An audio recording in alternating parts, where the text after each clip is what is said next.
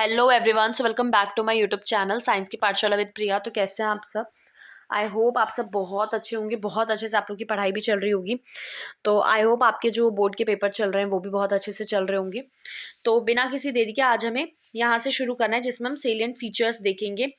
Basically इसमें हम क्या करने वाले हैं, जो आपका ह्यूमन जीनोम होता है उसके सेलिएंट फीचर्स देखने वाले हैं। ठीक है, अब जैसे सबसे पहला फीचर क्या है कि जो ह्यूमन का जीनोम होता है उसमें कितने मिलियन बेस पेयर होते हैं। तो ह्यूमन के जीनोम में आपका 3164.7 मिलियन बेस पेयर हैं। ठीक है, एवरेज जो जीन होते हैं उनमें 3000 बेस पेयर होते हैं, लेकिन उनका साइज वेरी करता है। लार्जेस्ट वाला आप याद रख सकते हैं डिस्ट्रोफिन एट, जो कि आपको 2.4 मिलियन बेसेस। अब जो टोटल नंबर ऑफ जीन्स होंगे वो आपके is estimated at 30,000, much lower than the previous estimate. ठीक है, जो पहले अंदाजा लगाया गया था 80,000 से 1,40,000। ऑलमोस्ट 99.9% जो न्यूक्लियोटाइड जो बेसिस हैं वो एग्जैक्टली सेम होते हैं ऑल पीपल में, हर में सेम होते हैं। ठीक है, अब जो फंक्शन है वो तो हमें पता ही नहीं है। 50% जो डिस्कवर्ड जीन्स हैं उनके फंक्शन ही नहीं पता हमें। लेस देन 2% ऑफ जीनोम, 2% से भी कम आपके प्रोटीन के लिए कोड करते हैं। मोस्टली होता क्या है, ज़्यादा पोर्शन जो ह्यूमन जीनोम में होता है वो रिपीटेड सीक्वेंसेस का ही होता है। अब रिपीटेटिव सीक्वेंसेस जो हैं वो बेसिकली डीएनए सीक्वेंसेस के स्ट्रेचेस होते हैं जो बहुत बार रिपीट हो गए हैं, मतलब 100 से 1000 टाइम्स वो रिपीट हो गए हैं।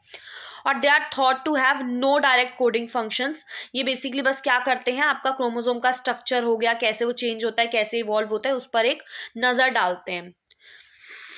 ये वाला आपको याद करना है, ये पॉइंट बहुत इंपॉर्टेंट है कि क्रोमोसोम फर्स्ट जो है उसमें सबसे ज़्यादा जीन्स हैं, 2968। और वाई वाला जो है क्रोमोसोम, जो आपका एक्स वाई होता है ना जैसे कि, तो वाई वाला जो क्रोमोसोम है उसमें सबसे कम है 231। ठीक है, इसको आप याद रखेंगे। साइंटिस्ट ने आइडेंटिफाई किया है 1.4 मिलियन ऐसी लोकेशंस हैं जहां पे आपका सिंगल बेस डिफरेंस पाया गया है, सिंगल न्यूक्लियोटाइड पॉलीमॉर्फिज्म। अब जैसे आप देखिए, अगर मैं यहाँ पे आपको दो वो दूं, जैसे ये आपका ATGC है। ठीक है, और ये आपका दूसरा है जिसमें कि AGGC है। तो अब अगर आप इन दोनों को देखें तो आपको पता चलेगा कि दोनों बिल्कुल सेम है, बस इस वाले पे डिफरेंस मिल रहा है। तो ये सिंगल न्यूक्लियोटाइड डिफरेंस होता है, मतलब सिंगल न्यूक्लियोटाइड पॉलीमॉर्फिज्म कहलाता है कि जो वेरिएशन है वो सिर्फ एक न्यूक्लियोटाइड पे, बाकी सब सेम है, सिर्फ एक न्यूक्लियोटाइड पे वेरिएशन है। ठीक है, अब इसके बाद अगर देखें दिस इंफॉर्मेशन प्रॉमिस, और ये जो इंफॉर्मेशन जो भी हम ये सब कर रहे हैं, ये जो इन्फॉर्मेशन है बेसिकली क्या करेगी, क्रांति लाने का काम करेगी। जो प्रोसेसेस हैं, क्रोमोसोम की लोकेशन ढूंढना, डिजीज कोई कौन सा सीक्वेंस डिजीज से एसोसिएटेड है ये सब ढूंढना, ह्यूमन की हिस्ट्री के बारे में पता करना, इसमें हमें बहुत ज़्यादा हेल्प मिलने वाली है। अब हम एप्लीकेशंस देखेंगे और फ्यूचर चैलेंजेस देखेंगे। Deriving meaningful knowledge from DNA sequences, ये क्या डिफाइन करता है, research through the coming decades. इससे क्या होगा, हमारा जो बायोलॉजिकल सिस्टम है उसके बारे में हम बहुत अच्छे से चीज़ों को जान पाएंगे। ठीक है, this enormous task will require, अब ये जो टास्क है इसमें बहुत ज़्यादा एक्सपर्टीज होने की ज़रूरत है और क्रिएटिविटी चाहिए, और बहुत अलग अलग डिसिप्लिन से, अलग अलग सिद्धांत से, प्राइवेट पब्लिक सब सेक्टर्स साथ में आके ये चीज़ करेंगे। जो बहुत बड़ा जो असर होगा ह्यूमन जीनोम सीक्वेंस का, वो बेसिकली क्या होगा कि नई अप्रोच मिलेगी हमें बायोलॉजिकल रिसर्च में। इन द पास्ट रिसर्चर्स जो हैं स्टडीड वन और few genes at a time, एक बारी में वो सिर्फ कुछ ही जीन्स पढ़ पाते थे। और विद होल जीनोम सीक्वेंसेस, और जो अब टेक्नोलॉजी आ रही है वो क्या कर सकते हैं, जितना ज़्यादा मतलब बहुत ज़्यादा सीक्वेंसेस को एक बार में स्टडी कर सकते हैं ब्रॉडर स्केल में। जैसे for example the transcript in a particular tissue, organ और ट्यूमर, और how tens of thousand of genes and protein work together, वो इसको पढ़ सकते हैं प्रॉपरली। ठीक है, अब आते हैं डीएनए फिंगरप्रिंटिंग। ठीक है, आज का सबसे इंपॉर्टेंट टॉपिक है डीएनए फिंगरप्रिंटिंग। देखो, जैसा कि अभी थोड़ी देर पहले ही हमने देखा था कि जो 99.9% जो बेस पेयर्स होते हैं ह्यूमंस में वो सेम होते हैं। ये चीज़ हमने देखी थी अभी कुछ टाइम पहले। हाँ, देखें कि ह्यूमन जीनोम जो है, अगर उसको हम 3 इंटू 10⁹ ले रहे हैं, और हमें एक चीज़ पता है कि 99.9% तो बेस पेयर सेम होता है, तो डिफरेंट कितना हुआ 0.1% है ना, ये आपको निकालना है 0.1%। तो अब आपको अगर 3 × 10⁹ का 0.1% निकालना है तो आप इसको कैसे निकालेंगे, आप सिंपली क्या कर सकते हैं, यहाँ पर जो ये 3 × 10⁹ है मल्टीप्लाई बाय 0.1 और अपॉन में आप 100 रख सकते हैं। ठीक है, जब आप इसको सॉल्व करेंगे, इस पॉइंट को हटाएंगे तो ये नीचे आपका 10 आ जाएगा, है ना। उसके बाद ये आपका यहाँ से ये 3 0 है और यहाँ पे आपका 9 है, तो जब ये कटेगा तो आपका कितना हो जाएगा 3 × 10⁶ बेस पेयर। बाकी आपका 99.9% सेम है, जो डिफरेंट होगा वो ये होगा। ठीक है, आई होप ये समझ में आ गया होगा, इतना टफ नहीं है ये। ठीक है, अब इसमें देखिए क्या है, इट इज़ दीज डिफरेंसेस, ये वो डिफरेंसेस हैं जो कि आपका हर इंडिविजुअल को यूनिक बनाते हैं। हम जो अलग दिखते हैं वो सिर्फ उस 0.1% की वजह से होता है। If one aims to find out, अगर वो जेनेटिक डिफरेंस पता करना चाहता है दो इंडिविजुअल में या पॉपुलेशन में, हर बार सीक्वेंस करना बहुत ज़्यादा मुश्किल और बहुत ज़्यादा महंगा टास्क है। Imagine try to compare 2 sets, अगर आपको जो अभी हमने निकाला 3 × 10⁶ बेस पेयर जो अलग होंगे, आप 2 ह्यूमन बीइंग का लेके उनको कंपेयर करने की कोशिश कर रहे हैं, तो ये बहुत ज़्यादा मुश्किल होता है। इसीलिए डीएनए फिंगरप्रिंटिंग आई है, जिससे कि आप 2 डीएनए सीक्वेंसेस को बहुत जल्दी, 2 इंडिविजुअल के डीएनए सीक्वेंसेस को कंपेयर कर सकते हैं। ठीक है, अब डीएनए फिंगरप्रिंटिंग में हमें करना क्या होता है, हमें डिफरेंसेस पता लगाना है कुछ कुछ रीजंस पे डीएनए सीक्वेंस के, और इसी को हम रिपीटेटिव डीएनए बोलते हैं।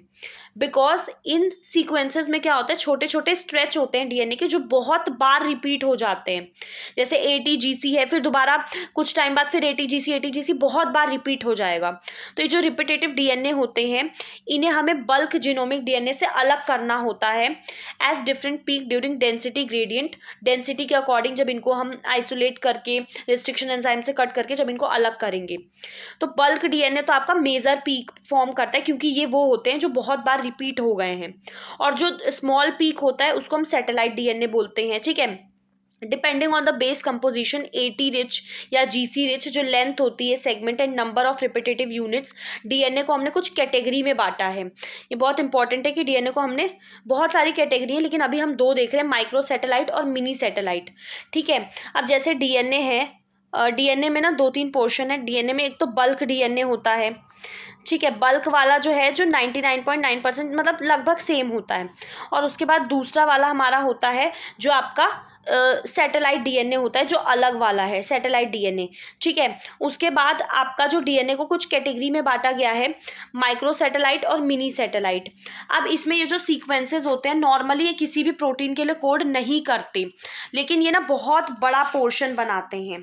ठीक है, ये किसी भी उसके लिए वो नहीं करते, लेकिन ये बहुत बड़ा आपका पोर्शन बनाते हैं। ठीक है, तो अभी हमने यहाँ क्या देखा, मैं आपको थोड़ा सा यहीं पर एक्सप्लेन करने की कोशिश करती हूँ ताकि थोड़ी चीज़ें आसान हो जाएं। देखिए इसमें क्या है, सबसे पहले आपके पास डीएनए है। ठीक है, डीएनए में भी 2 है। एक तो बल्क डीएनए होता है जो लगभग 99% आपका सेम ही होता है, 99.9। उसके बाद दूसरा आपका सैटेलाइट होता है। ठीक है, सैटेलाइट में भी आपके 2 तरीके के अभी हमने देखे, एक आपका मिनी सैटेलाइट और एक आपका माइक्रो होता है। ठीक है, अब जो मिनी और माइक्रो में क्या डिफरेंस आता है कि मिनी वाले जो होते हैं ना, मिनी वाले जो होते हैं इनमें क्या होता है 10 से लेकर 60 बेस पेयर आपके रिपीट हो सकते हैं। ठीक है, और माइक्रो वाले में क्या होता है, अगर मैं यहाँ पे थोड़ा सा आपको बताऊं तो माइक्रो वाले में क्या होता है 2 से आपके 6 बेस पेयर ही रिपीट होते हैं। ठीक है, अब इनके डिफरेंस हमें ज़्यादा चाहिए नहीं, इसीलिए देख लेते हैं। तो ये सीक्वेंस नॉर्मली किसी प्रोटीन के लिए कोड नहीं करते, लेकिन ये बहुत बड़ा पोर्शन बनाते हैं। और ये जो सीक्वेंस होते हैं high degree of polymorphism show करते हैं। पॉलीमॉर्फिज्म क्या होता है, वेरिएशन। ठीक है, वेरिएशन शो करते हैं बहुत ज़्यादा, और इसीलिए हम इनको ही डीएनए फिंगरप्रिंटिंग में कंसिडर करते हैं।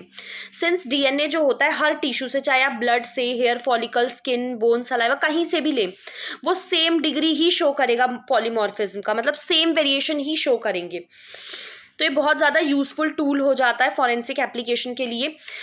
फर्दर पॉलीमॉर्फिज्म जो है वो पेरेंट से बच्चे में जाता है, इनहेरिटेबल होता है। तो डीएनए फिंगरप्रिंटिंग आपका जो पेरेंटिंग टेस्ट होता है ना कि ये हमारा ही बच्चा है या ये किसका है, अगर कोई लड़ाई झगड़ा हो जाए तो किसका बेटा है या जो भी है, उस केस में भी ये यूज होता है, ठीक है। अब जैसे पॉलीमॉर्फिज्म इन डीएनए सीक्वेंस ये आपका जेनेटिक मैपिंग का भी बेस बनता है, जब आप उसको लोकेशंस वगैरह पता करना होता है, जब मैपिंग करनी होती है। इट इज असेंशियल हम समझें कि व्हाट डीएनए पॉलीमॉर्फिज्म, अब बहुत सिंपल टर्म्स में अगर आपको समझना है ना, पॉलीमॉर्फ, पॉली मतलब होता है एक से ज्यादा, मॉर्फ मतलब आप फॉर्म समझ लीजिए, तो ये होता है जेनेटिक लेवल पे वेरिएशन जो कि म्यूटेशन की वजह से होता है, ठीक है।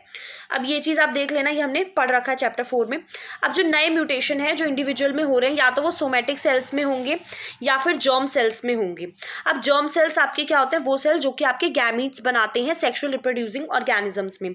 अगर जर्म सेल म्यूटेशन जो है उसको seriously does not seriously empire individuals ability, अगर जर्म सेल में कोई म्यूटेशन हो जाती है और उससे ना कुछ ऐसा बहुत बड़ी तकलीफ नहीं होती है, impair individuals ability to have offspring, तो who can transmit the mutation, तो ये आपका स्प्रेड हो सकती है, ठीक है, other member of the population में, ठीक है। अब जो एलिलिक सीक्वेंस वेरिएशन है जिसको हम लोग ट्रेडिशनली डीएनए पॉलीमॉर्फिज्म बोलते हैं, अगर एक वेरिएंट जो है जो एलील है लोकस पे occur in human population with greater frequency, बहुत ज़्यादा हो रहा है वो, तो सिंपल टर्म्स में बोले तो अगर इनहेरिटेबल म्यूटेशन है ना is observed in a population at high frequency, तब उसको डीएनए पॉलीमॉर्फिज्म बोलेंगे, जब वो बहुत ज़्यादा इनहेरिट हो रहा है, ठीक है, बहुत ज़्यादा फ्रीक्वेंसी में है। तो जो प्रोबेबिलिटी होती है ऐसे वेरिएशन की to be observed in non coding DNA sequence, वो बहुत ज़्यादा हो जाती है और may have not any immediate effect, या फिर ये बेसिकली इम्पैक्ट नहीं करता इंडिविजुअल की रिप्रोडक्टिव वाली जो एबिलिटी है उसको। अब ये जो म्यूटेशन है ये बेसिकली क्या होता है, देखो एक्यूमुलेट होता जा रहा है जनरेशन के बाद, और तब जाके फिर बहुत बड़ा कुछ वेरिएशन आता है, तब जाके हमें कोई बड़ी चीज़ दिखती है। मतलब सिंपल टर्म्स में अगर मैं आपको बताऊं कि देखो क्या होता है, जैसे कि पेरेंट्स हैं, पेरेंट्स में ना कोई वेरिएशन आ गया है, ठीक है, तो वो वेरिएशन बहुत कम मात्रा में है, 0.01 से बहुत कम है वो, तो वो पास तो हो रहा है बच्चे में, लेकिन वो पास होते होते होते होते जनरेशन आफ्टर जनरेशन जब वो एक्यूमुलेट होके तब जब बहुत ज़्यादा बढ़ जाएगा तब वो शो होता है हमें, और तब हम उसे डीएनए पॉलीमॉर्फिज्म बोलते हैं, ठीक है। There is a variety of different type of polymorphism जो रेंजिंग फ्रॉम सिंगल न्यूक्लियोटाइड, जैसे हमने देखा ना अभी कि जैसे कि सिंगल न्यूक्लियोटाइड में चेंज आने का क्या मतलब है कि आपका ये ए टी सी जी जो भी है ये, वैसे आपका यहाँ पे ए टी जी जी। अब जैसे हम देख रहे हैं कि चेंज सिर्फ यही है, तो इसको मैं क्या बोलूँगी, मैं बोलूँगी कि ये सिंगल न्यूक्लियोटाइड पॉलीमॉर्फिज्म है, और ऐसे ही अगर चेंज बहुत ज़्यादा हो गया तो वो फिर आपका दूसरा वो कहलाएगा। फॉर इवोल्यूशन के लिए और स्पेशिएशन के लिए ऐसे पॉलीमॉर्फिज्म बहुत ज़्यादा ज़रूरी होते हैं, आप इनको पढ़ेंगे। अब देखो जो टेक्निक होती है डीएनए फिंगरप्रिंटिंग की, उसको डेवलप किसने किया, एलेक जेफरे ने, इनका नाम याद रखिएगा। इन्होंने सैटेलाइट डीएनए को एज अ प्रोब यूज़ किया था। अब अगर आप पूछेंगे कि प्रोब क्या होता है, तो प्रोब जो होता है ना ये छोटा सा स्मॉल साइज का एक सिंगल हम स्ट्रैंड लेते हैं डीएनए का, जिसका जो सीक्वेंस होगा ना वो कॉम्प्लीमेंट्री होगा। कॉम्प्लीमेंट्री मतलब जो ऑलरेडी सीक्वेंस प्रेजेंट होंगे उनके अपोजिट होंगे टू VNTRs, जो आपके variable number of tandem repeats है कि कितनी बार वो रिपीट हो रहा है। इसमें बेसिकली हम करते क्या है ना, ये VNTR जो है variable number of tandem repeats, इसमें आपने कोई भी 2 इंडिविजुअल ले लिए, उनमें ना आप देखते हैं कि कितनी बार ये सीक्वेंस रिपीट हो रहा है, कितनी बार ये सेम चीज़ रिपीट हो रही है, उसको फिर आप बोलते हैं variable number of tandem repeats, ठीक है। अब जो टेक्निक यूज की जाती है वो सदर्न ब्लॉट हाइब्रिडाइजेशन होता है, जिसमें हम लेबल्ड VNTRs मतलब प्रोब के तौर पे यूज करते हैं। जो हम सीक्वेंस देख लेंगे बहुत बार रिपीट हो रहा है, उसी का अपोजिट कॉम्प्लीमेंट्री हम लेंगे, सिंगल स्ट्रैंडेड डीएनए लेंगे, ठीक है।